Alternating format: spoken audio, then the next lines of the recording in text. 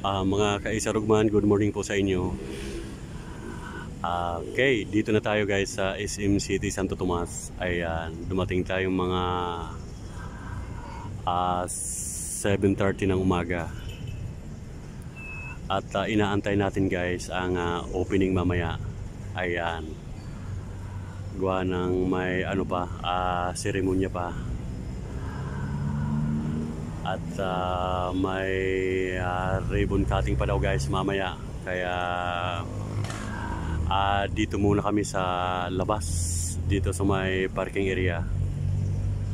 At tingnan nyo naman guys yung mga sasakyan dito. Mga motor pa lang dito sa gilid ay napakarami na oh.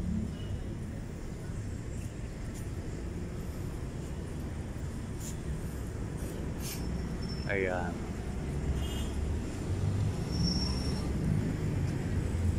Dito pa lang yan guys sa may Tagiliran. At mag-aalas 8 pa lang ng umaga ay napakatao na dito guys. At mamaya pupunta tayo doon sa may harapan ng mall kasi doon gaganapin yung ribbon cutting. Ayan.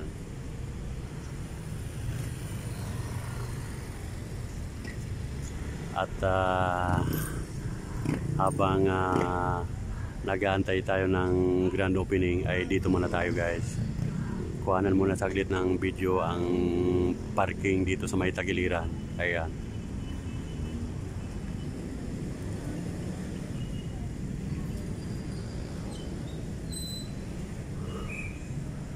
At may nakausap tayo guys dito kanina pagdating ko na supervisor ng Smart. Ayan. Ay nagkwentuhan kami guys. At ang sinabi, ito daw na mall ng Santo Tomas ay binase sa design ng Singapore. Ayan. Ginaya daw yung mall sa Singapore guys.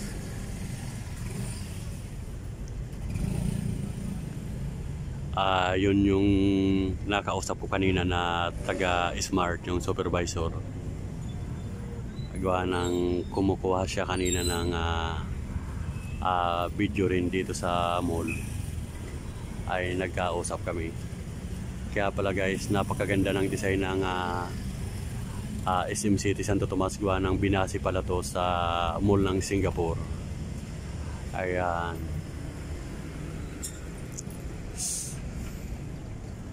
At ito yung view guys sa Tagiliran ng mall. Ayan o.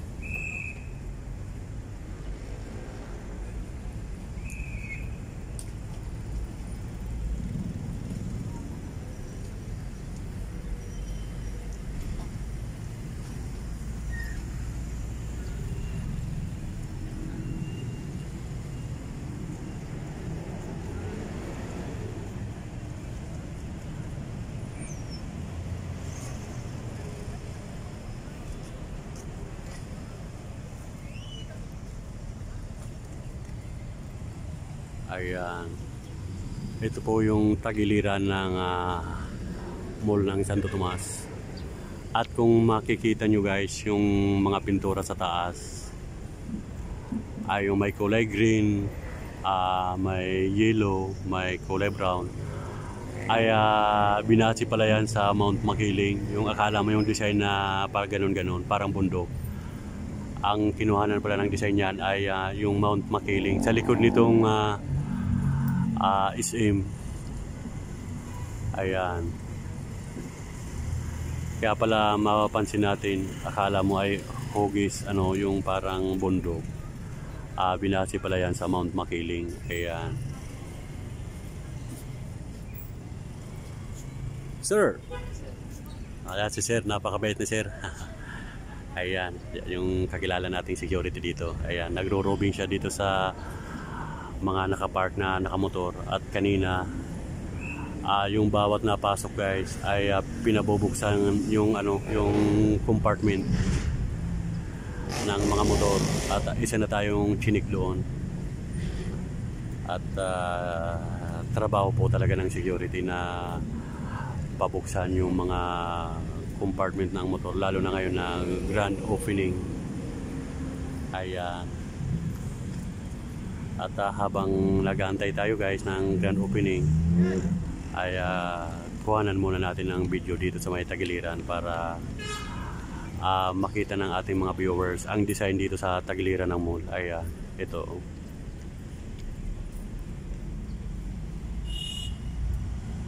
At mamaya guys, i-upload natin ang kabuuan ng grand opening ng SM City Santo Tomas, kasi kanina alas 10 ng umaga nagbukas. Kaya mamaya i-upload po natin yung view sa loob ng mall ng grand opening.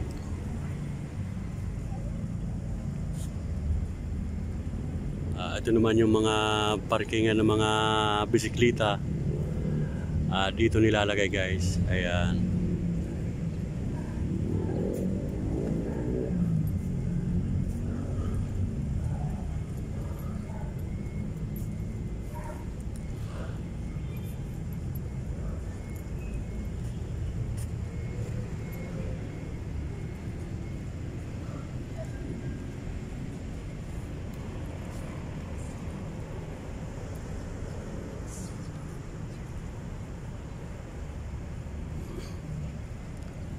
Napakaganda guys ng panahon ngayon dito sa SM City Santo Tomas. Tingnan nyo mga kalangitan. Ayan. Kulay blue ang kalangitan at yung ulap ay puting-puti. Ibig sabihin ay malayo na uulan guys. Ayan. Sana ay wag ngang umulan. At kanina guys, galing pa tayo ng Ortigas. Tulad nung vlog ko kagabi, ay sabi ko ngayong umaga aagahan natin na pupunta dito sa Santo Tomas para sa grand opening. Ayan. Hello sir. Maya ito sir. Ano, tuloy na sir, ano? Anong oras yung kwan? Yung opening mamaya? Yung 10 pa ho. yung 10 ang ribbon cutting? Okay.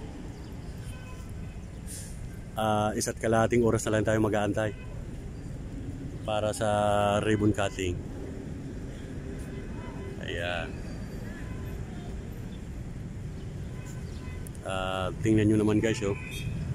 Daming mga motor dito sa Tagiliran pa lang, oh. Ayan.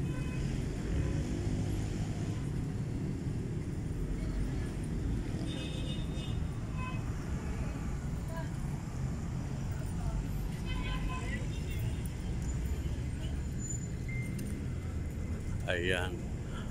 At ito pala guys, yung bakanting lote dito ay pag-aari ng SM. Ayan ito. At ang itatayo pala dito ay parang mga mga hotel. Yan, mga matataas daw na building ang itatayo rito. Ayan yung bakanting lote yan guys, pag ganun.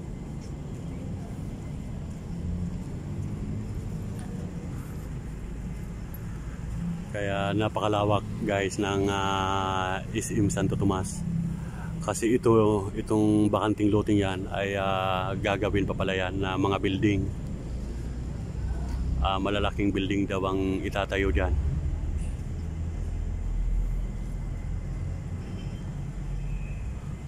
Ayan.